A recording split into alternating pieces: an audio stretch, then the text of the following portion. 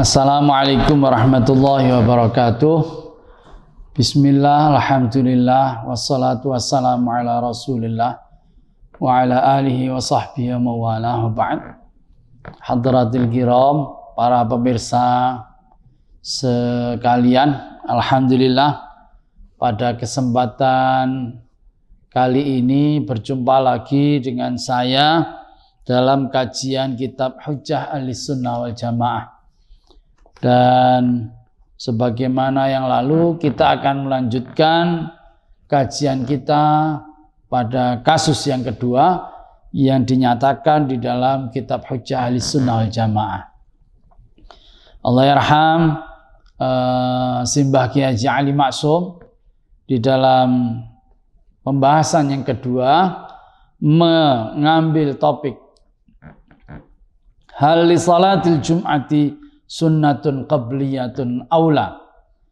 Jadi kajian yang kedua, al-mithal ats-tsani, apakah di dalam salat Jumat itu ada sunnah qabliyahnya atau tidak? Tentu ini adalah perdebatan di kalangan ulama. Ada yang menyatakan ada itu salat qabliyah, ada yang berpendapat tidak ada kesunahan qabliyah sebelum Jum'ah. Ya. Dan sekali lagi Allah yarham, sebelum melakukan pembahasan ini dengan teramat bijak memperingatkan kita semua para pengkaji untuk tidak mempersoalkan ini terlalu dalam, terlalu menjadikan hal ini sebagai ladang permusuhan. Beliau mengawali pembahasannya dengan pernyataan begini. Wa hadza aidan minal masail al-far'iyyah al-ijtihadiyah allati la yanbaghi tabadulul inkar fiha.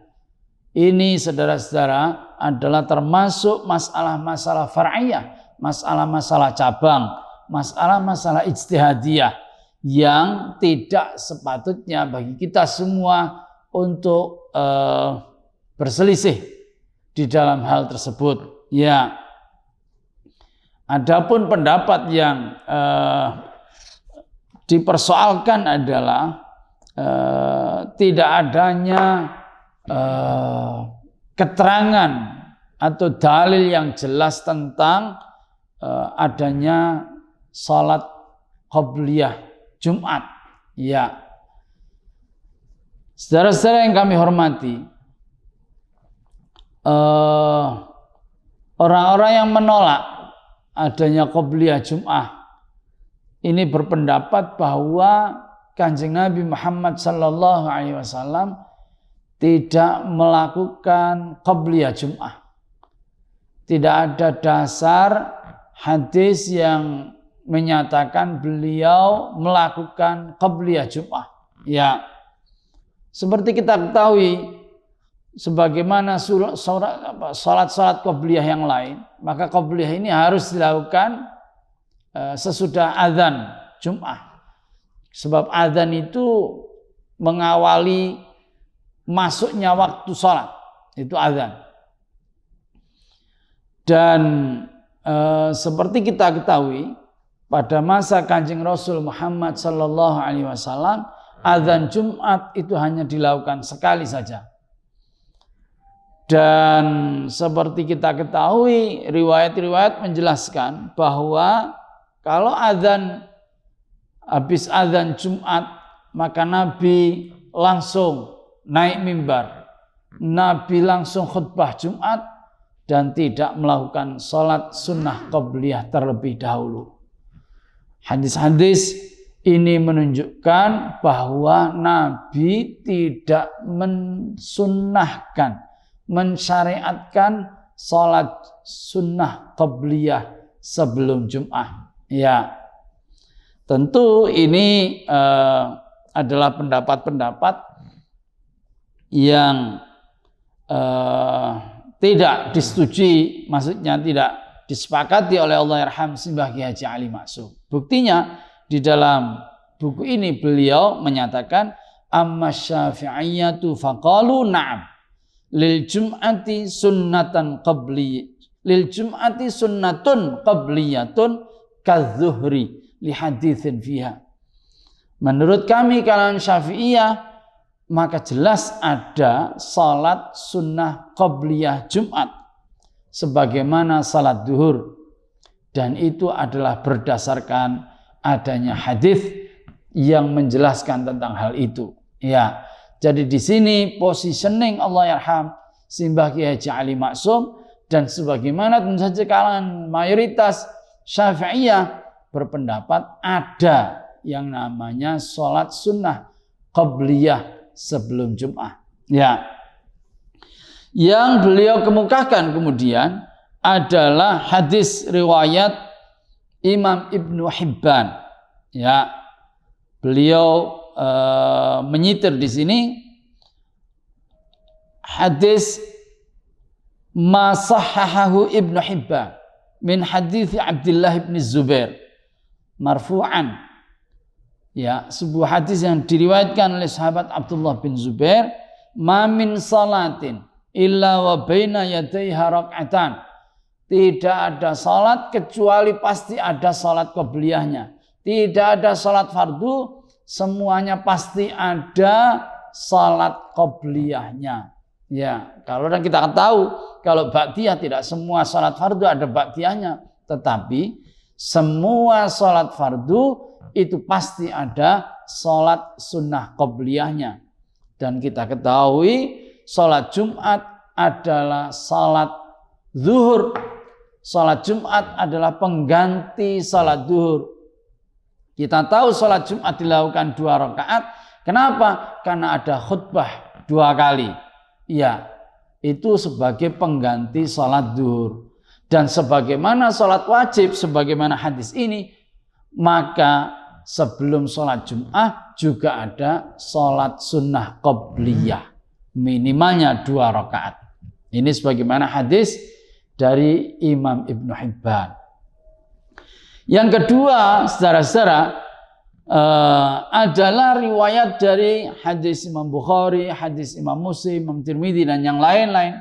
Ya, bahwa ada seorang sahabat namanya Sulaik al-Ghatafani radhiyallahu anhu yang suatu ketika datang terlambat pada saat salat Jumat, pada saat Nabi sedang khutbah dan sahabat Sulaik ini datang terlambat.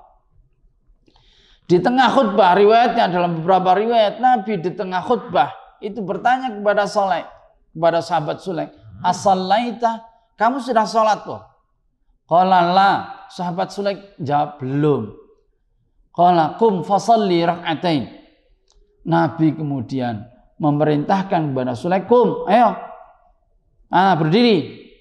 Fasalli rak'atain. Sekarang kamu salat sunnah 2 rakaat." Hadis ini, saudara-saudara yang kami hormati, menjadi dasar bahwa Nabi memerintahkan, mensunahkan kita untuk salat sunnah qabliyah 2 rakaat. Nah, meskipun di dalam riwayat yang lain dinyatakan bahwa salat sunat itu jangan lama-lama, jangan terlalu berat. Ya, tajawwaz fiha, kata Nabi dalam riwayat Imam Ibnu Hibban. Jangan lama-lama, diringankan saja salatnya. Yang penting-penting saja bacaannya, ibaratnya begitu. Ya, yang jangan panjang-panjang, ibaratnya begitu. Dari sini saudara-saudara menjelaskan bahwa ada perintah Nabi Muhammad SAW kepada sahabat Sulaik untuk melakukan salat sunnah qabliyah. Ya, ini dasarnya. Dan tentu kalau kita lihat minimal 2 dasar ini, ya, dasar tentang riwayat bahwa tidak ada salat kecuali semuanya pakai salat qabliyah. Yang kedua, riwayat teguran Kanjeng Rasul Muhammad SAW kepada sahabat Sulaik yang datang terlambat dan langsung duduk, tidak melakukan salat sunnah 2 rakaat yang ditegur oleh Nabi dan dinyatakan qum, perintah fasalli rak'atain untuk salat 2 rakaat. Ini adalah perintah yang mantuk, perintah yang tersurat, artinya mantuk. Ya. Artinya kalau yang dinyatakan sebagai hadis yang pertama yang menjadi dasar bahwa tidak ada sholat qobliyah 2 rakaat adalah hasil analisis atau argumentasi yang diambil dari analisis atau persepsi atau anggapan terhadap bahwa Nabi datang ketika sholat Jumat habis azan langsung khutbah, itu adalah analisis, ya. Maka ini, kenapa ini diunggulkan? Karena hadis yang dinyatakan tentang sunnahnya qobliyah 2 rakaat ini dinyatakan secara mantuk. Dan tentu kalau ada 2 dalil yang menunjukkan yang satu itu tersurat, yang satu adalah tersirat, maka dalam kajian usul fikih yang didahulukan adalah dalil yang tersurat. Inilah saya kira mengapa Allahyarham Kiai Haji Ali Maksum kemudian dalam kitab ini menegaskan tentang adanya syariat tentang sholat sunnah qobliyah 2 rakaat atau lebih. Imam Nawawi dalam kitab Majmu' menyatakan 4 rakaat sebagaimana sholat duhur. Ya, tentang bolehnya sholat sunnah qobliyah sebelum Jum'ah.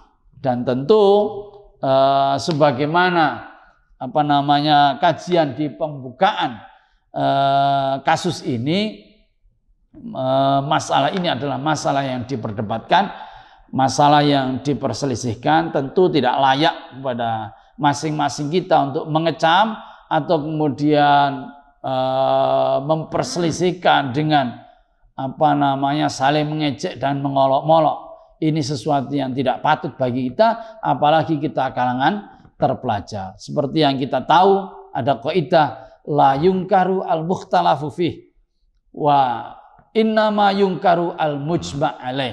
Sesuatu yang diperdebatkan tidak layak untuk kemudian orang yang melanggarnya, orang yang melakukannya itu kemudian dikecam. Yang dikecam adalah kalau sesuatu itu diijma', disepakati, kemudian orang bertindak atau orang melakukan tidak sesuai dengan apa yang disepakati. Orang mengingkari kesepakatan. Itu yang sebenarnya lebih patut untuk dikecam. Seperti umpamanya sholat Jumat 2 rakaat. Ini adalah ijma'. Kemudian orang membuat sholat Jumat itu 4 rakaat. Ini sesuatu yang tentu saja tidak sesuai dengan ijma'. Dan kalau orang melakukannya itu lebih patut dikecam daripada orang yang melakukan. Dan ini semuanya ada mustanadnya, ada dasar dalil yang dijadikan sebagai sandaran oleh masing-masing kita. Saya kira demikian apa yang bisa kita sampaikan. Semoga bermanfaat, semoga kita ketemu lagi. Dan demikian kurang lebihnya mohon maaf. Assalamualaikum warahmatullahi wabarakatuh.